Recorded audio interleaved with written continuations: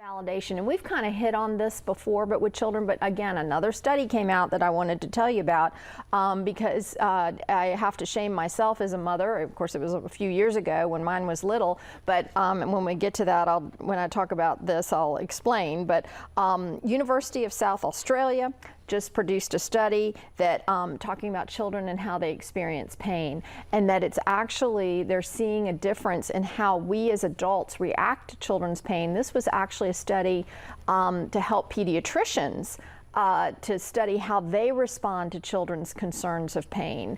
So it wasn't meant for necessarily for parents, but I think any of us around children can take some learnings from this. So Dr. Sarah Walwork of the study said she's one of the authors, explained that when a parent or doctor validates a child's feelings, and this is so simple to do, it really helps them feel accepted. It builds trust because they feel like the person understands kind of what they're going through, and it teaches them to manage their own emotions, which is something we really try to do with young children. So instead of reassuring them with phrases like, "You're fine, don't worry about it," and that's where I was going to say guilty as charged. I did that because I wanted him to be a tough guy and do this. And what they're finding is that when you do that, kids take those feelings and kind of push them down instead of getting them out and talking about it, and which will help in the long run, because if you have pain, then you won't go to the doctors quickly. And so that I'm thinking about my father-in-law. We just had a whole thing because he sat a whole weekend through a stomach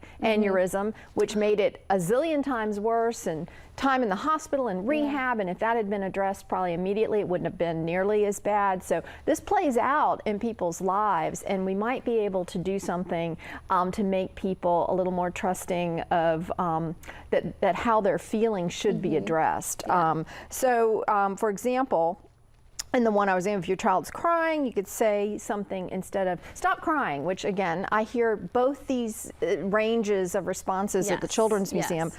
You could say, "I see you're hurting right now, and that must really hurt." Okay, and then you can go to, let's try to calm down so we can, you know, get where we need to go, or get a Band-Aid or whatever. But validating that feeling first, and I think it's just practice on our part to do that. So a different way of looking at it. It is a different way because there's more going on than that moment of pain. And again, I was always under the mistaken thing as a parent. I want him to be able to, you know, manage this himself, but I wasn't giving him all the tools.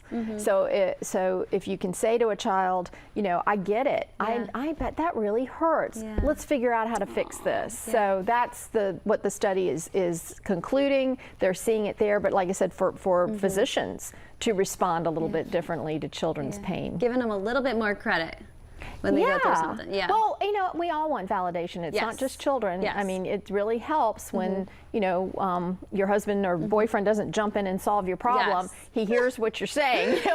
We all know what this is, and we just don't think about it in those terms. So I thought the study highlighted that. That was perfect. Karen, thank you so much for being here. Always so much fun having you. Glad to be here. Lots of fun happening in October here in Charleston, too. That's right. With dogs and costumes. Dogs, costumes, kids, it's all fun.